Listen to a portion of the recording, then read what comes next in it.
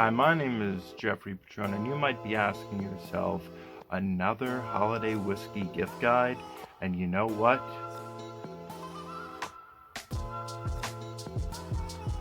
Yeah, another holiday whiskey gift guide. If you are looking for whiskey, whether for yourself or for your friends and family, and you don't watch this video, and you get your friends or family, or of course yourself, a horrible whiskey because you didn't have the correct guidance,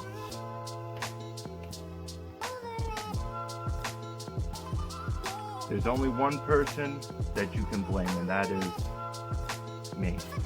Wait, what? My name is, of course, Jeffery E Petrone, and we're going to be going through my holiday gift guide for what to get the whiskey lover in your life, whether it's you, your significant other, a friend, a family member, a neighbor, a teacher. However long this list needs to go. If you need to buy whiskey for someone, you can the one-stop shop is right here. And you know what? I have the ego to accept your engagement numbers. I need those engagement numbers. So remember to like, share, and subscribe to the video and the Jeffery Petrone experience. So without further ado, I've divided the list, as most people do, into different price categories. And of course, we're going to start out with the under $30 bracket. And in terms of what I can physically show you, I only have one entry, and that would of course be Rebel Yell's 100 proof release, Rebel Yell's 100. Now, Rebel Yell for years has been at a certain place where it is just regarded as cheap, not particularly good bourbon. And you know what? This is one of the greatest picks you could get. I was debating whether or not to put this on the list or to put the Rebel Yell single barrel 10-year-old, but for the bargain that Rebel Yell 100 brings, it is without a doubt miles above practically almost any whiskey on the marketplace.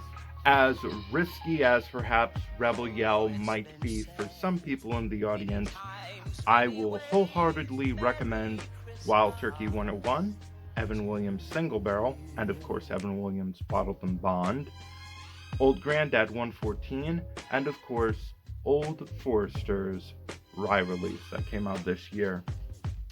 All of those under 30, very good buys, especially something along the lines of Wild Turkey 101. Can't go wrong with it.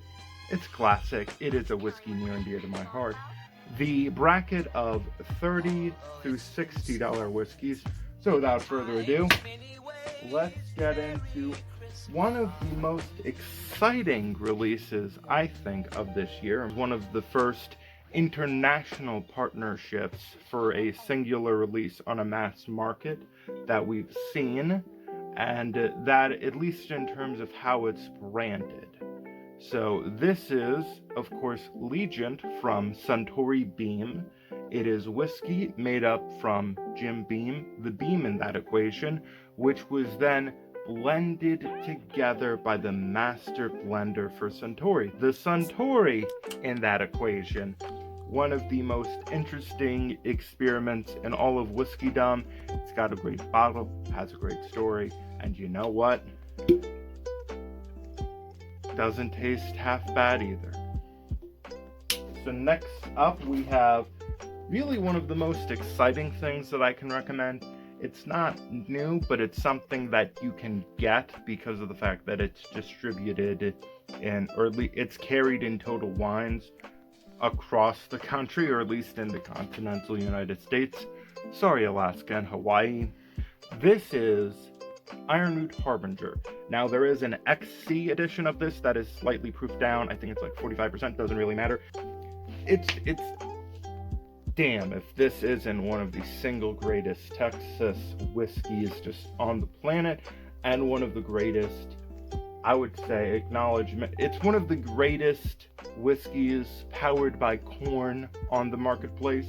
It is made up of 100% 100% corn, and it's perfect. It's not a new product, but it's a product that you should definitely have, especially if you have a Total Wine in your area. We return to the land of the bargain buys, and my God, this is such a great bargain buy. Now, a lot of people are, either through drinking Jack and Coke or, of course, the song, are familiar to some extent with Tennessee whiskey.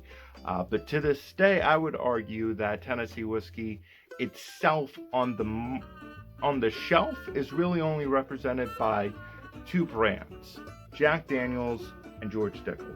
Now, George Dickel is big and does a lot of the sourcing for things that if it shows up as Tennessee whiskey and it's a source of Tennessee whiskey, most likely came from George Dickel. But even with that said, I would say George Dickel does relatively get the short end of the stick in the Jack Daniels George Dickel representation of Tennessee whiskey. If you are at all a fan of Tennessee whiskey and you haven't had George Dickel, the 13-year-old bottled and bond yet, and what are you doing with your life? It represents all of the things that one can love in a George Dickel whiskey.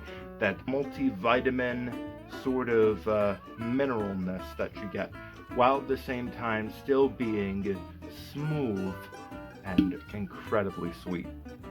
This is, without a doubt, probably the best buy you could make in terms of whiskey purchases this year.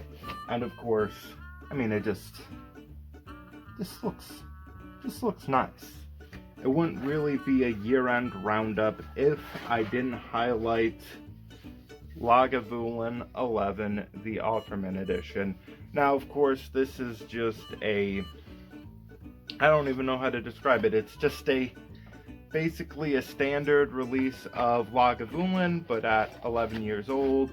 I don't know. If there's someone that that's a big Parks and Rec fan, or is just a big fan of I almost said Ron Offerman. I did say Ron Offerman. But if you're someone who is a fan of, or knows someone who is a fan of Nick Offerman and Scotch, this is just, I feel like I almost don't even have to tell you to buy this, just because of how omnipresent someone like Nick Offerman is on the cultural landscape, how much this whiskey has been present in sort of that landscape as well. But if you didn't hear about it from all of those other places, congratulations! You have just now been recommended for the first time Lagavulin, the Ron Offerman edition. Sorry, the Nick Offerman edition. Aren't my corks fun and hilarious? We have a Laphroaig 16. The more you age a whiskey, it's not inherently going to make it better, but you had releases like the Ardbeg Très Bon, which was a 19-year-old Ardbeg from this year. $300, mind you, but it was something that was really exceptional. So in the same vein, Laphroaig is a great way to do that. I myself picked this up for a great price at a place called Bottle Republic for, I believe, $54.99. They really do have some great deals on their Laphroaigs. These next recommendations are going to be in the 60 and up category. You're probably not going to be able to get this, but I just wanted to shout it out nonetheless. Peerless has, in my mind, put out some of the greatest single barrel products that I've seen recently. It's something that you would only be able to get from the distillery, and it is their Humidor release. It is a rye whiskey that just has that presence of tobacco and smoke. Next up, we have probably my favorite Irish whiskey of the year, and that would be Tyrconnell 16-year-old single malt Irish whiskey, finished in Oloroso sherry and Moscato wine barrels. And there's something about sherry finished, but really just general wine finished Irish whiskey. Right now, it just has like a lot of these almost like neon pink chewing bubblegum, but ripe fruit, honey, that malt characteristic. It is just honeydew melon. A beautiful, beautiful whiskey, and definitely a beautiful representation of all the things that Irish whiskey could be. One of my favorites, this might be a little hard, if not basically impossible for you to come across. It is Westland Peatweek, the 5th release. This is a beautiful box. I love their designs. And you know what? The whiskey that goes into the bottles, also pretty good. Still within the kind of realm of you can get this if you're willing to pay, but we're moving into the like $100 price range, sort of with the Peerless as well. But this is the Old Carter, and it is a straight American whiskey from Old Carter, bottled at barrel strength, batch number 2, 69.6% alcohol. I don't know what to describe it as other than real nice. Considering it's almost 70% alcohol, you don't end up tasting that on the palate. Okay, and now it's time to talk about the elephant in the room. This looks very natural, doesn't it? But if you are, I guess, friends with a high roller or someone with a lot of coupons, connections, and discounts, these are two whiskeys I would recommend, or at least whiskeys that I would say if you're friends with me, and you want to try some whiskey, say, hey Jeffrey, can I try those two absurd whiskeys?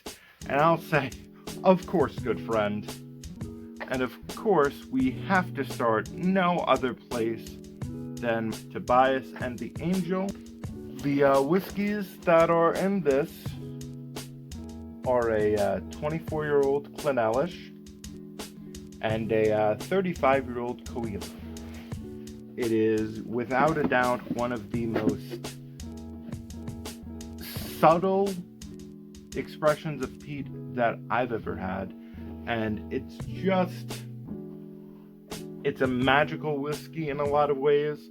It's not necessarily going to blow your mind with its flavors, but to have those two whiskeys at that age together, and they've done a lot of blendings with Clonelish and Coila, just seeing how those two whiskeys play off of each other at various ages in various releases over the years. But this is just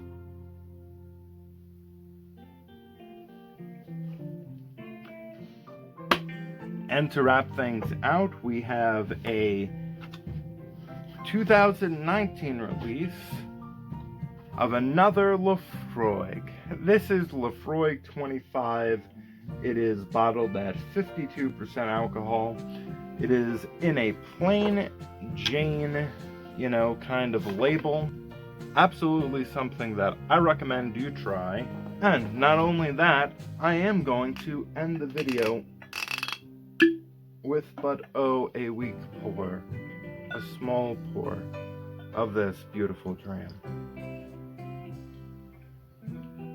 Although that phrasing didn't make much sense. So, I have been Jeffery E Petrone.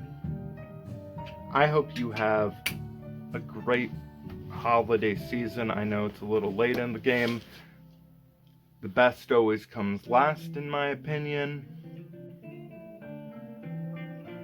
Have a great whatever you're celebrating. Hopefully, if you're drinking whiskey, hopefully you have some nice whiskey picked out.